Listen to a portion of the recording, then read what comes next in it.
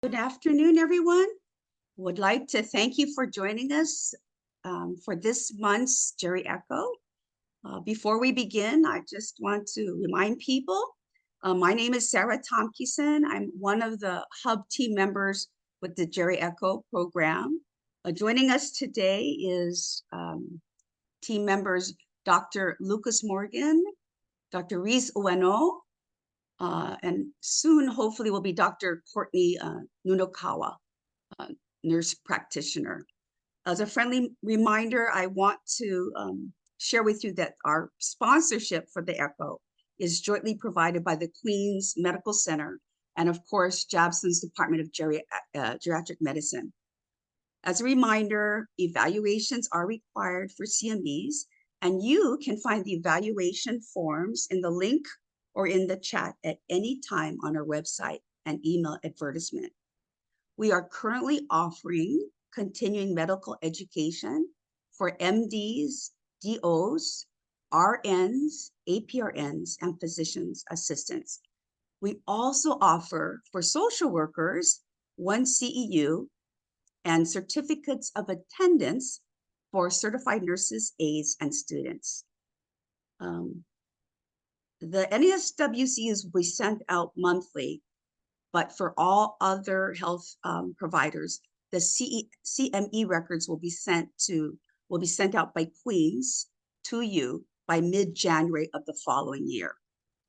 As a note, your comments are very important to us because it's useful in the planning of future ECHO webinars. We want to emphasize that these ECHO webinars serves as a forum for mutual teaching and learning from experts, from each of us on the front lines. So as a reminder, let's remember, if we do share cases, to keep those cases confidential. Your questions can be anonymous. We want to create a safe learning environment where there's no shame or blaming. And ECHO discussions, case discussions, are not official doctor consults. And this is only for teaching purposes. As the ECHO motto goes, all teach, all learn. And in the spirit of aloha, we encourage you to turn on your cameras to help us build a community of learning. Feel free to eat your lunch during the session, for good nutrition is key, not just to a healthy lifestyle, but to your well-being. How the format runs for this webinar is we'll have our presenter provide a brief, short lecture, and then we'll open up comments for the interdisciplinary Geri Echo team members. And you, the attendees, we welcome your questions, your comments, your case examples, and anything else that may come to mind in relation to the topic today. So without further ado, I want to introduce you to our guest speaker. I'm really proud to have known Dr. Lucas Morgan over the years. He is not only a licensed psychologist in private practice with his company called Kilolani Counseling, but he has really put a lot of focus and commitment into supporting family caregivers, those Kupuna that are dealing with dementia and dementia care issues.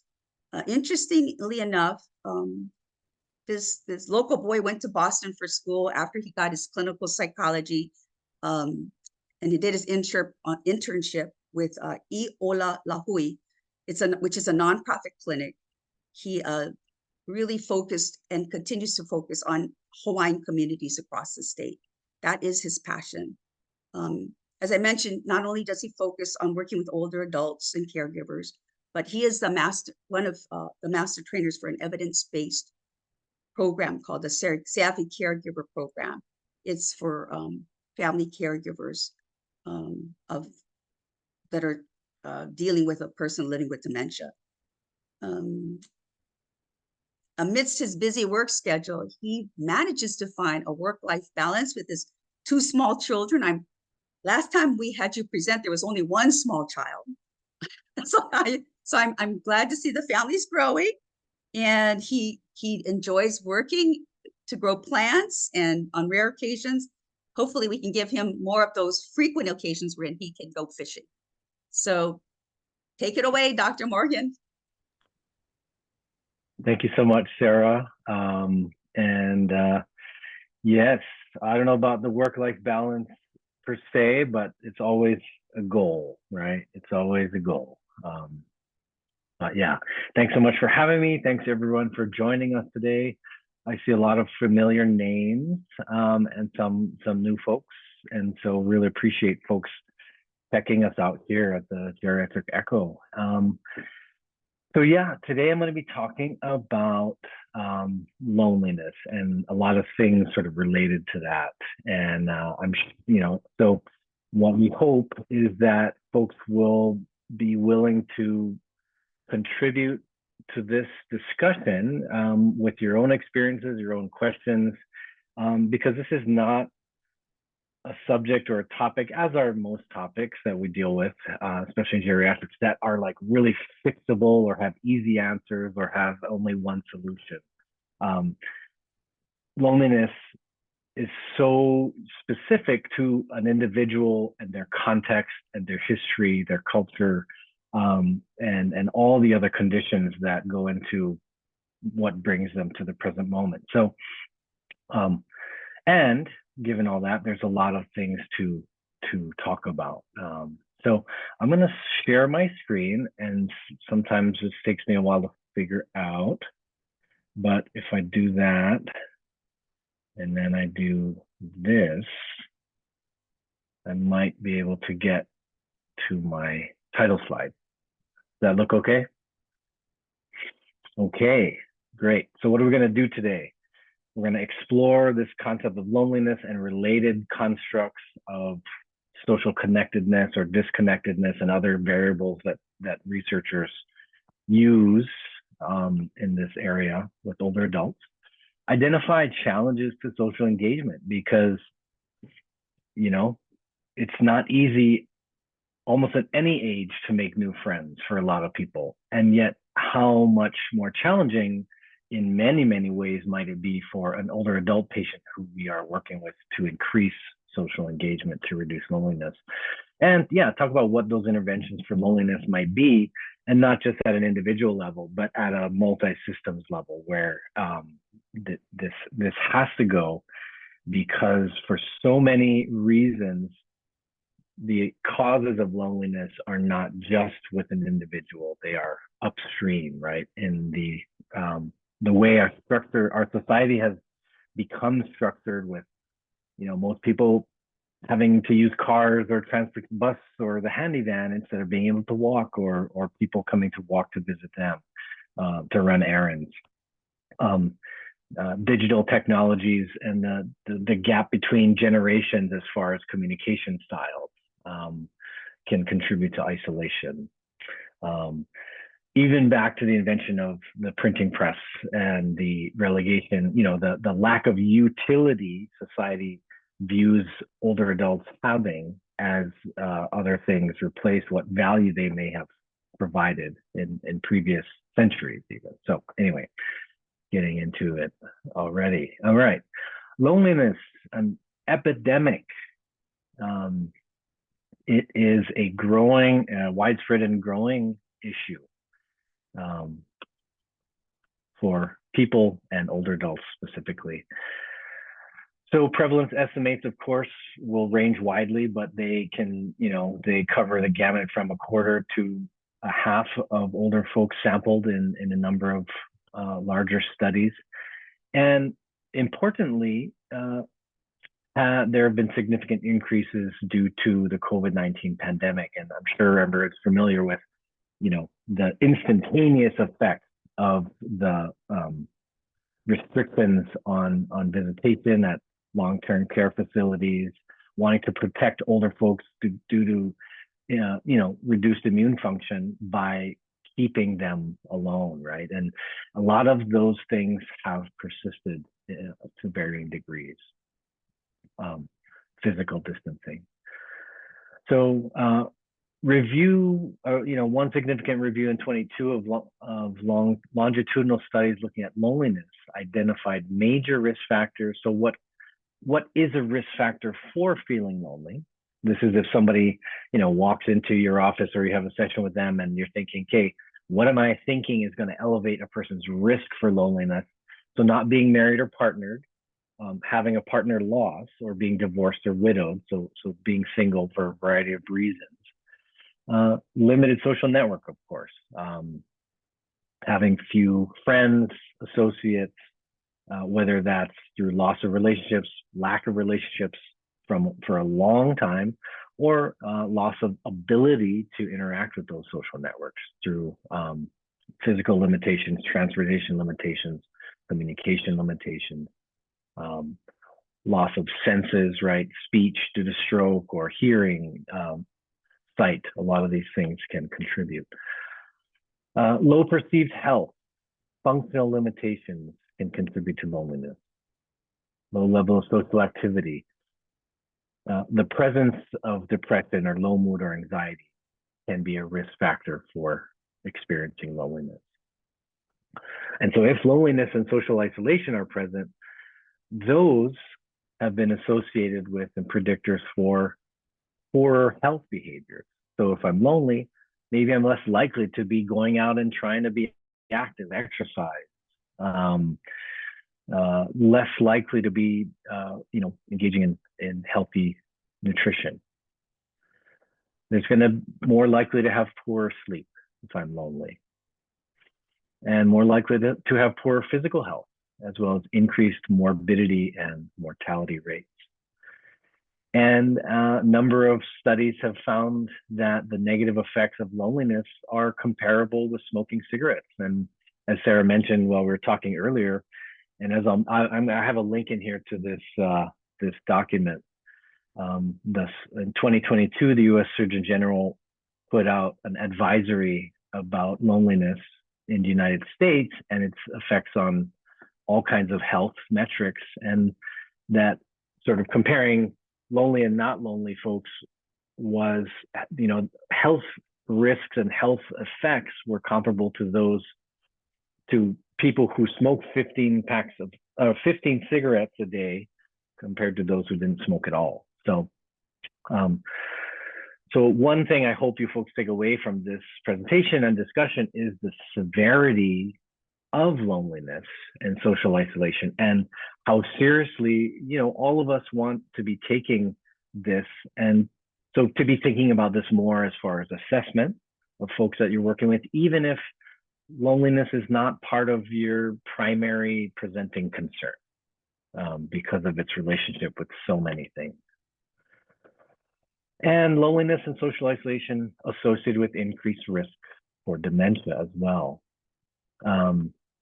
So the Lancet, a pretty well-known medical journal, put out this updated infographic as part of a major, big study. I think this one was in the last couple of years. There was a previous edition in maybe 2015, but showing the breakdown of potentially preventable risk factors or potentially modifiable risk factors for the presence of dementias in later life. You can see that down at the very bottom, there's two gray circles, right? And there's a big chunk, 60% of dementias have unknown risk attributed to it. So, but besides that 60%, there's quantifiable sort of 40% that are potentially modifiable risk factors. So if we're trying to prevent development of dementia in later life, what are we going to focus on? And up at the very top, so early life risk factors or preventable risk factors is less education. And that's a whopping 7% of the total 40% potentially modifiable risk factors. In midlife, the biggest one is hearing loss, and also traumatic brain injury, hypertension, alcohol, and obesity. We move into later life, smoking, depression, and then social isolation shows up as one of the biggest risk factors for potentially modifiable dementias in later life at 4%. So there we go. Social isolation, a very, close cousin construct to loneliness as a potentially modifiable risk factor for dementia.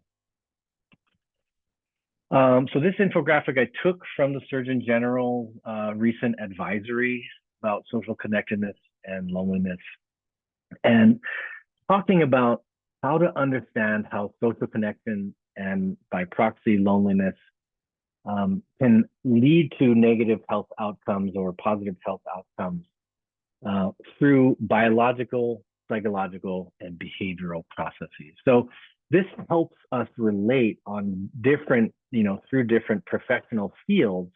Maybe you're more focused in biology. And so maybe there are ways into helping understand these disease or health processes from these angles. So, reduced social connection. You have more stress hormone activity, more inflammation, and differential gene expression that can contribute to different health outcomes. We're talking about heart disease, stroke, diabetes, and other things like dementia. Of course, in psychology, being lonely or isolated, you might lack a sense of meaning and purpose. You might feel like you don't belong. You might feel unsafe. You might feel depressed, hopeless. And then, all these things interact with each other with behaviors. So I might not eat very much or eat too much as sort of like a unhelpful coping mechanism, right? I might drink to sort of forget about my loneliness, or smoke cigarettes. I might self-medicate in other ways, or not exercise because it's crappy for a lot of people to exercise on their own, or it's unmotivating. And so, this dynamic model of how low social connectedness or high loneliness contributes to health, it's in these multifaceted and interactive processes. And we all have a place to contribute. So myths about older adults and loneliness. Unfortunately, there are a lot of myths about being old that patients, clients, family members, and health workers may hold, right? From being socialized through media, stereotypes. Depression and loneliness are just normal parts of getting old. It's inevitable, right? And false. Most older adults are not clinically depressed, although many have different varieties of subclinical depression. But media portrays older adults as lonely, sad, isolated. There's not very many models in the media of positive ways of aging or ways of countering some of these things like loneliness and depression. And unfortunately, a lot of doctors who are very busy, very well-intentioned, sometimes subconsciously have these beliefs and these myths too, and so are not really trying to assess or treat what might be a treatable condition like depression. So from a book I really am going to encourage folks to read, I pretty much talk about this book whenever I talk about aging and health, is This Chair Rocks, A Manifesto Against Ageism by Ashton Applewhite. One of her examples is, if you go to the doctor and you say your left knee hurts, and the doctor says, well, it's just old age, you're 85. But if your right knee doesn't hurt, and both your knees are the same age most of the time. And so that's a really good question. Well, why aren't they both hurting? So accepting the diagnosis of you're just old is something I hope folks don't accept personally in their own lives with their own health providers, and something I hope you're not sort of buying into as a provider yourself, because we're not serving ourselves and our clients well. So this myth leads to lack of screening and treatment of older adults with actual depression, and a lot of the times when providers say, well, it's just old age, that is a proxy for, I don't know why your knee hurts. And we've run a lot of tests and we can't find the reason. And so because I haven't found the reason, I'm going to say it's just old age. But if really the only thing old age, age is measuring is trips around the sun, there's no disease process directly related to the amount of time or circumnavigations of our solar system that causes specific diseases. We haven't found any of those yet. So yes, age is a risk factor for things, but it's not the cause. So we don't want to stop there. Age does not cause diseases, doesn't cause depression, doesn't cause loneliness. Older adults with depression are often treated only with medications and not with evidence-based psychotherapy or other behavioral interventions, even though they benefit from it just as much as younger adults. And they often prefer psychosocial things, counseling, to taking more medication. So let's try to understand, because oftentimes when working with an older adult or with a client with a problem that is complex and it's really hard, sometimes it's hard to generate empathy or compassion unless we have sort of a broader working model for trying to understand why this might actually make sense given your person's situation.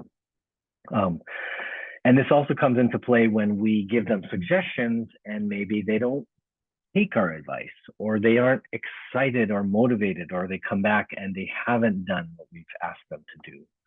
Sometimes thinking about these broader potential contributing factors to loneliness can help us reconnect with our empathy to be like, okay, well, if I had everything exactly the same as them, I probably wouldn't have done what I suggested either. And I probably would be lonely. And so let me just try to keep trying to understand in service of trying to help. Okay, so as we age, there is a trend towards tearing down of relationships over time. Oftentimes in the younger years, if we're in a school setting, there's a lot of interaction with peers. There's a lot of connecting with different individuals, maybe sports teams, maybe other sorts of joint activities that we have a lot of relationships. We also have a lot of relationships of maybe older generations ahead of us. But as we age and those older generation relationships disappear through passing away, and maybe we enter a workforce and our relationships pare down. Maybe we are in a committed long-term relationship and we have this one relationship, maybe we have kids in these few relationships, but there's a paring down of relationships all over time. And often it's defined more as the few relationships I have are of more significance than the many relationships maybe I used to have that were maybe less depth. So that's kind of a trend across different groups as they age. Another reason why your patient or client might be lonely is ageism. So jumping to a very different type of factor, where the effects of ageism can result in feeling othered by society, feeling unvalued. And elder speak is a common experience of older adults where younger folks, well-intentioned folks, often use speech that is almost like an older adult feels talked down to, feeling talked to like a child, feeling talked to as if they're incompetent or they're deaf or they won't understand or they're senile. And that can lead to, even though I am interacting, if I'm an older adult interacting in society, the quality of those interactions can feel like I am being othered and basically invisible or alone, not seen as a full human being, regardless of my age, even by family members. I hear this quite often with older clients, living with or interacting with their, children, generation, family, or grandchildren. Is ageism within the family, even amongst very well-intentioned family members and healthcare providers. So a lot of barriers to increasing the number and quality of relationships and social interaction. So if someone told you, hey, make some more friends, it'd be good for you. You can probably imagine a number of challenges in your own situation to making new friends. But for a lot of older adults, it's tough to make friends. Why? Maybe there's shame, social anxiety, working with a lot of folks with cognitive impairment, mild cognitive impairment, early stage Alzheimer's, dementias. Of course, we're all saying social interaction is so important, so important. You got to do it. And yet so many folks in that in that situation feel incredibly anxious about interacting with other people because they're worried. How are they going to perceive me? Am I going to make mistakes? Am I going to lose track of the conversation? Am I going to seem dumb? Am I going to seem impaired?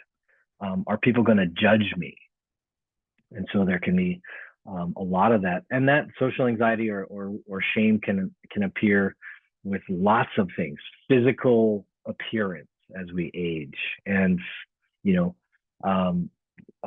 older woman I'm working with just had a big surgery on her head, so the back of her head is shaved, and she has this massive set of stitches, and she's like, I don't want to go talk to people, I could wear a scarf or something, but like, another one who, longtime survivor of HIV, a gay gentleman that I work with, he has lesions on his face, and he doesn't want to go. He used to sing in the choir, and I'm like, what about singing in the choir? And he's like, dude, I'm ashamed of what I look like, and he's very lonely. Older adults want to be liked just as much as kids, teens, adults, you, me, everybody want to be liked. And so that's important to keep in mind. People say my memory's too bad. Mentioned that already. I don't know what to talk about. It's hard to, I can identify with that, conversations like, hi, awkward conversation phobia, that's very normal for most people. Other barriers including limited transportation, can't drive, can't walk, handyman takes hours, taxi, Uber, too expensive, makes me nervous, fear of getting sick, another very, very common, significant, and in many cases, valid barrier. Some older adults are averse to being around other old people, especially with disabilities. And this may be their own internalized ageism that I'll talk about in a second, where the things I grew up being afraid of about those older people, now I judge in myself and I judge in other people. And being with other people might force me to accept that I'm old, and a lot of folks struggle with that identity shift. That can be very painful. And aversion to adult day programs, also called, adult daycare programs, where, there's a perception and often a reality to some degree of, you might be around folks with very low cognitive functioning, but there might be a variety of folks. So yeah, not wanting to go hang out at one of these places, for some folks is a big barrier. Another common thing, or it happens, is married but with a very distant bad relationship. So being stuck with someone you've been with for 50 years or even 20 years, but there's this toxic dynamic that's developed for a variety of reasons. But you're not going to leave at this point in many situations. And so working with, what's that like? The two of you can't stand each other, but you live in the same house and you need him to drive you places, but he's pretty mean to you. What do you do about that? Some people hate small talk. I have a person who, has a, college education or identifies as being pretty intellectual, but lives in a long-term care facility where she hasn't found a lot of people to like dive into deep conversation, and she just, hates small talk. So she stays in her room. Senior groups are hard to find, and a lot of other ways of engaging in actually legitimately enjoyable ways are hard to find. I realize the time is flying here, so I'm going to keep going. Internalized ages, I mentioned this, and this is something that I check in with folks on a regular basis. as I mentioned, is that self-stereotyping phenomenon that can develop in marginalized folks, whether it be, race, gender, ethnicity, religion, disability, but also with age. But age is unique because we grow up and we're in the dominant or privileged group of younger adulthood for much of our lives, where those old people are not the norm. And so we stereotype, not, even well-intentioned, we stereotype. And age is one of these rare categories of identity where we actually, if we are lucky to live long enough, we actually find ourselves being put at some point into the marginalized category. And some of those negative stereotypes that we used to hold subconsciously about them start to go towards ourselves as well. So the belief that senility, depression, helplessness are inevitable, and sometimes for some folks it leads to this self-fulfilling prophecy. So old equals ugly, useless, shameful, burdensome. And if that's my belief, I'm much less likely to be able to believe that doing anything differently might make me feel differently. So there's reduced self-esteem, there's more apathy. If it's inevitable, why try? So if I believe depression is just a normal part of aging, I'm less likely to think there's anything I can do about it. And again, this can be part of healthcare unconscious beliefs as well. So a lot of this is each of us looking at our own part to play, right? So this Chair Rocks Manifesto Against Ageism by Ashton Applewhite. Going to plug that book all day long. Really good way to start looking at our own ideas about aging as we interact with clients, with patients, with our own family members, and especially with our own aging process as well. Okay, interventions to reduce loneliness. Number one, ask about it. Ask about social loneliness and social isolation. Motivational interviewing, hope you've heard of this way of interacting with folks. It's a way of non-judgmental exploration of why change is hard. And it's shown to be really helpful in reducing defensiveness and increasing patients' and clients' sense of willingness to talk through some of these feelings of ambivalence about, yeah, of course I want to be more socially connected, but I'm embarrassed, I'm ashamed, I don't want to get attached and then my friend dies. That's something I hear too. And validation. That sounds really hard. That makes a lot of sense, Start by tapping into what they already do or used to do with others and build from there. That's often a good place to start. But don't stop. Ask about new things outside the box. Ask single seniors about their interest in meeting a romantic partner. Have they tried to meet people? How have they tried? What have they tried using apps? Is that something they'd be interested in exploring? Because many older adults are still interested in having romantic connection with folks, are interested in sexual, being sexual and intimate with others. And that's something that at best, a lot of providers just ignore. And at worst, providers are sort of like, or like, yuck, right? An aversion to talking about that because of our own ageist biases. So that's another big area of potential social connection. I think the oldest person that I worked with who got into a new, exciting relationship was 94. And she had met a high school classmate at their 75th reunion.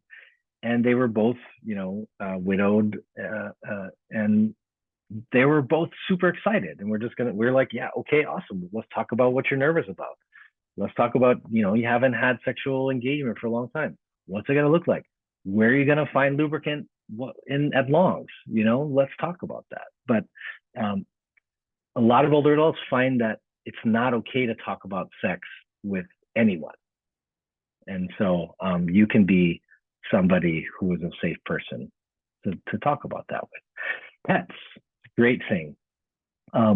one interesting research study found that randomizing this big long-term care facility, randomizing half of residents to care for a plant, and the other half were given a plant but told that the resident staff would take care of the plant. The folks who had the responsibility for the plant had actually a lot better health and longevity outcomes over this longitudinal study, just by having a plant that they were instructed to take care of. So pets, even plants, and being around children also is part of that movement. Help increase the social network through senior groups, right? Family involvement, adult day programs, maybe religious community involvement, adult courses. Hopefully people know about the OSHER courses, OSHER Lifelong Learning through the UH Manoa, set up for adult learning, and mindfulness interventions as well have been shown to reduce feelings of loneliness. Treat depression if it's there, of course. So our society, in fact, is not built to facilitate social involvement for retired or differently abled older adults. So in fact, we should expect more lonely people because the way that society has become more fragmented, more disconnected through car-based societies and information online kind of connectivity and stuff. A lot of benefits to those things, but a lot of side effects socially.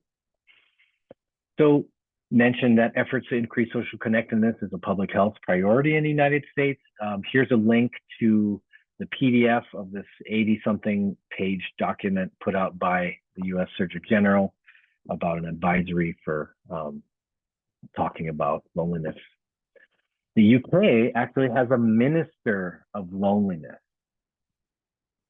Interesting approach. And so England is tackling this from a systems perspective. So they're currently in the third year of a governmental initiative to reduce loneliness.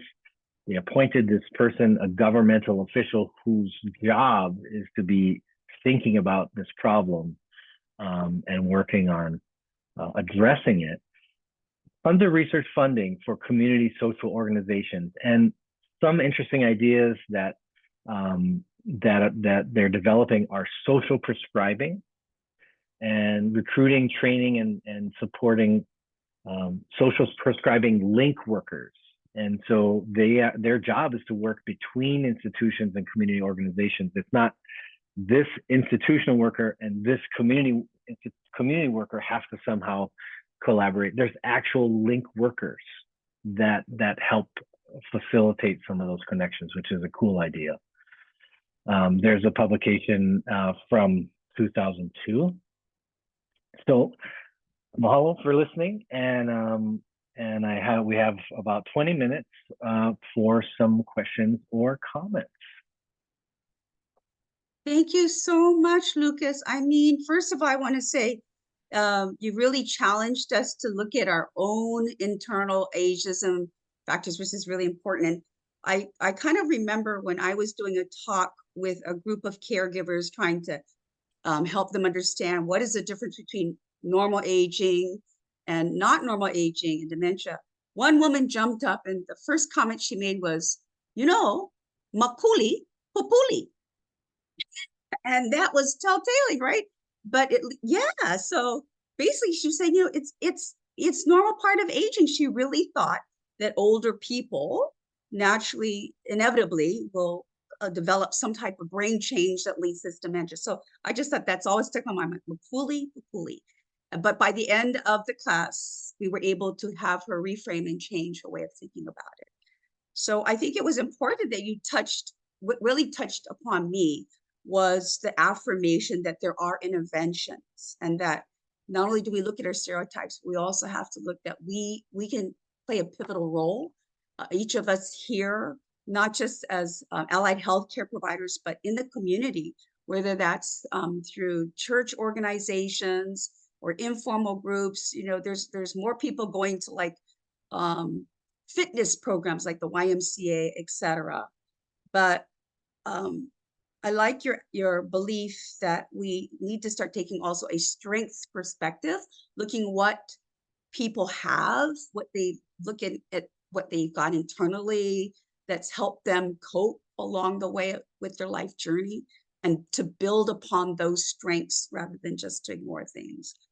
Before I ask the other hub members to kind of share their thoughts, and people just ask questions in the chat, I did look at also that interesting article from the Surgeon General, and I want to leave people with one piece of data about the loneliness epidemic.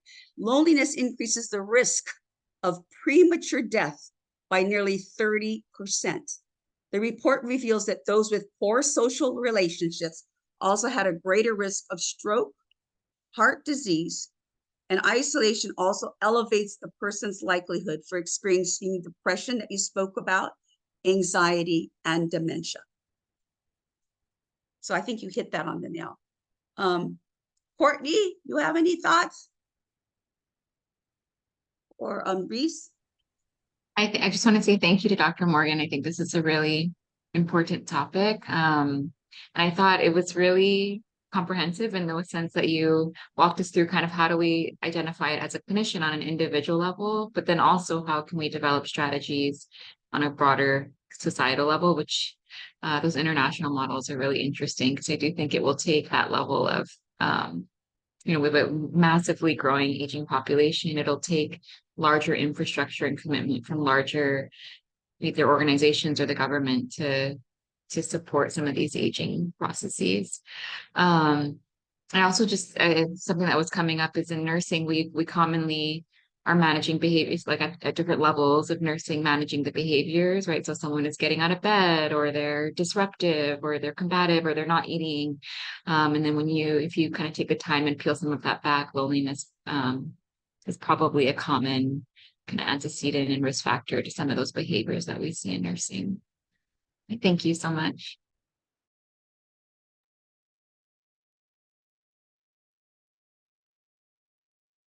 And on the pharmacy side, although there's no medication specifically to help with loneliness, what pharmacists could do in the community is, review patients' medications for medications that may alter patients' mental status, or look for drug-drug interactions.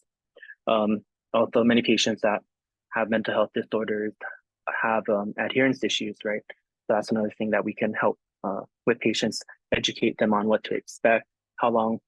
Some of the medications may take a while for it to come into effect, so it's not, they may be stopping it prematurely without giving it a chance to really benefit the patient. Yeah, thank you. Yeah, we were having a side conversation before we started with I was talking to Reese and Dr. Morgan about how I see more of our Kupuna self-medicating, but it's not just self-medication with prescribed medication, but when I was working in the hospital, and some of you may see this too in the outpatient clinic hospital, I was shocked that more older adults are using crystal meth as a mood enhancer. And they're like, my gosh, like they just like tried one hit or something. They told me they're like 69, 70. And maybe Courtney or the doctors can speak to this, because I don't know how this works in the body, but they get addicted really fast, and then it's like spirals down. But they're lonely, they're depressed. And I said, why did you do this? Well, my friend said I'd be happier. I wanted to feel part of a group, and I didn't know I was going to end up with heart failure and lose my teeth. But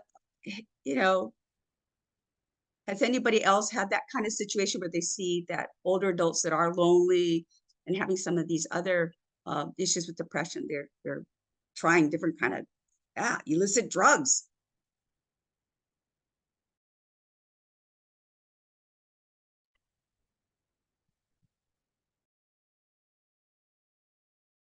Sherry, Dr. Kogan, I see you nodding your head. You got to get off mute. Yeah. There you go. Okay. Yeah. I'm seeing more older people who are on drugs, but also the classic alcohol. We see a lot of older adults who are damaged significantly by alcohol that they're using to treat loneliness and depression, which just then makes it worse.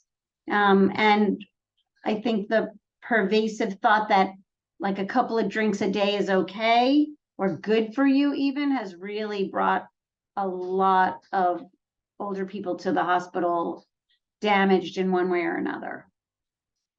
Especially if those 2 glasses of beer are like 16 ounces, huh? Per glass. Yeah, or even, I have to tell you, even, depending on how much muscle mass they've lost, 1 glass of wine a day. We do a lot with the trauma service, and people are brought eventually into the hospital for that fall. But then when you look at the story from before that, you can really see that this was just the final, shoe to drop, that like this has been building for a long time with self-medicating with alcohol for loneliness, for depression, for sadness, for boredom, for isolation. Yeah. And no amount of alcohol is safe for older people. Just going to put that in there while you're. Thank you for sharing those insights. Dr. Khan, are you still there? I love to hear your comments too.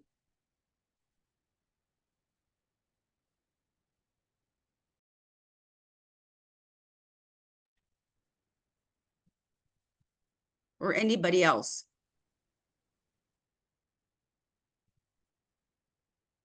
I just want to add that they've actually revised the safe drinking guidelines, I think in European countries, so that there's no amount of alcohol for any age that's considered safe now or beneficial, so just sort of like another piece of info to help talk to folks who might have that belief and might be using it as well for sort of a loneliness self-medication.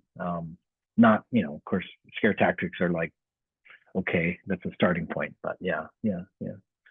Thank you for that, Sherry. That's really important. Yeah, I was surprised to hear about the correlation between loneliness and dementia. So I don't know for geriatricians if there's something that you've also seen in that, more like cognitive and brain changes, because they're not socially engaged. They're not stimulated their brain. I mean, what do folks think?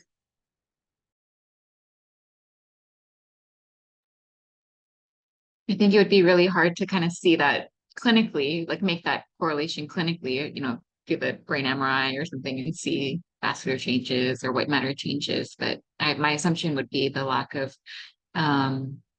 stimulation, the isolation. I mean, you're getting with social interaction, you're interacting with a live kind of feedback. They're responding to you. You're reading facial expressions. You're using verbal expression.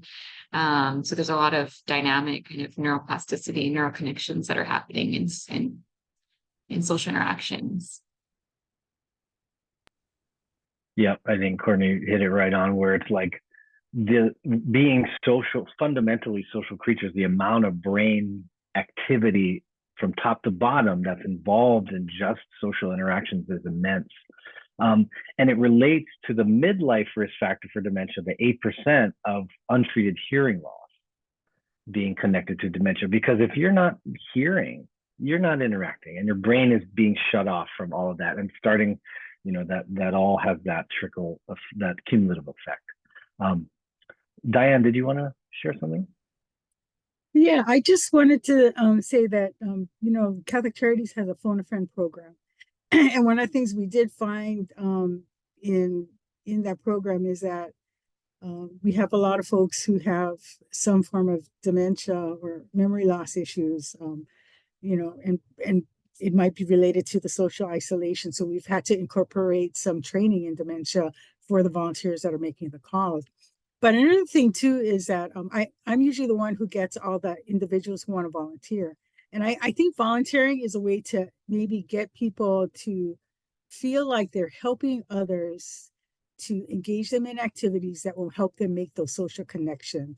I think particularly for older men who, they may not acknowledge the loneliness, but if you get them to use a skill that they may have to volunteer, and through that process, they can develop a social network. I've tried that out. It's happened at at our senior center, which has made a big difference for some of them. And also, I also wanted to mention that through our Hawaii Circle of Care for Dementia, we will be starting a support group in partnership with Alzheimer's Association for people with early stage dementia. So, you were talking about people who maybe are at that early stage and maybe not feeling comfortable joining something. That might be a resource for folks, and we will be sure to send out information as we get closer to establishing that. So can they call where would they call? Or I don't know if you want to put anything in the link just to kind of, we're not quite ready to do the support group. So the Okay. Alzheimer's Association would be the place to call, but it's probably going to take a couple more months before we get to that point. Yeah. So I'll be sure to let you know, Sarah. yeah. And you can Thank you for share being with a me. pioneer, Catholic Charities, and you at the helm, Diane. That would be amazing if we could have more volunteer opportunities for older people, including people with early dementia, because giving people a sense of purpose and giving people a sense of connection is like better than any drug that I can prescribe. It's funny, I just talked to the Queens volunteers yesterday, and there's a number of older, it's like a big split cohort, older adults and kids who want to get into med school. And it was super nice to have that intergenerational community going on there. And we talked about the blue zones and how having a sense of purpose is, has been shown to be associated with successful aging and longevity. And I think you hit it on the nail about more intergenerational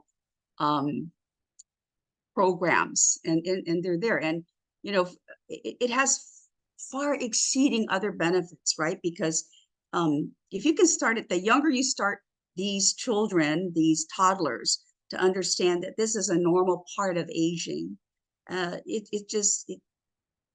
can just help break down those barriers or stereotypes about aging, right, Dr. Morgan?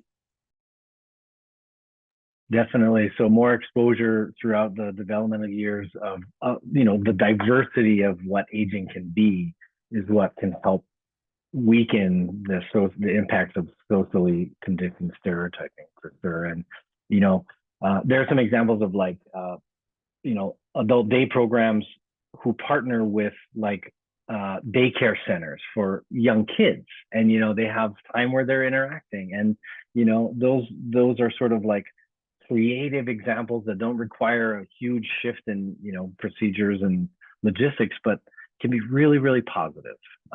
So for future program developers out there, thinking outside the box, thinking, and there's already programs that talk about how to develop them. So really cool ideas. Thanks. Kupuna, did you want to say something? Well, hi guys, I'm Kupuna, part of the Geriatric Fellowship. Sorry, I missed the beginning of the talk. I was seeing a nursing home patient, but just on our experience from fellowship, where kind of get caught up in too much of the medical aspects of the history, and a part of the purpose, we are taught of ask them what is not only what brings meaningful to your life, but what's the most important thing. And sometimes they can be very vague. So we just had a talk with Teepa Snow, and she said, in addition to asking that, other questions could be what are positive experiences you've had in your life? And that question can really elicit a lot of more history from the patient, and they can talk about things that really brought them a lot of joy. And us as providers, we can try to link them up with resources that they have had positive experiences with, because sometimes just asking a blank question of what is the most important thing to you, most people will just say, oh, family, oh, TV, so really kind of diving more into their experiences and what brings meaning to them can be very helpful. Like Dr. Kogan said, more important than any drug we can prescribe them, but really trying to provide what experiences they have that creates meaning for them. Thanks, Kupuna. So important. And And, you know, one thing that's related and that I didn't mention or forgot to mention is that culture can be a very useful area of resource and engagement for folks to you know, to talk about as far as re-engagement in things that matter, re-engagement in groups of people who they feel supported by as well. So talking about culture, cultural identity, cultural meaning, purpose, and then activities that can connect one with that. You know, that might be what matters, might not, but that might be something that really matters. But, you know, clinicians don't typically ask about. So, so awesome. Thank you.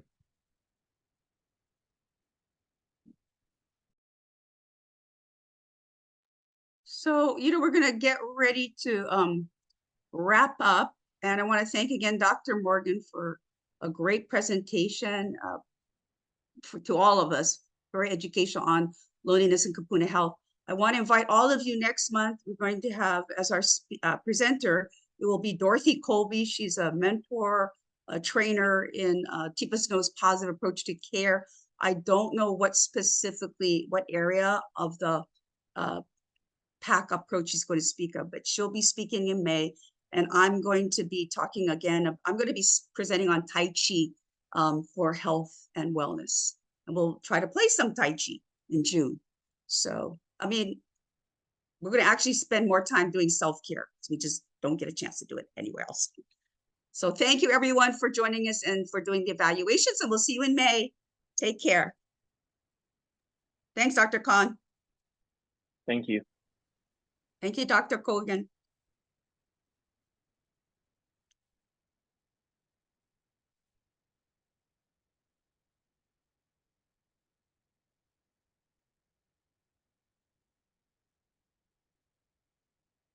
I can't hear you, Sherry. Are you saying something? You're on mute. I take you off your mute.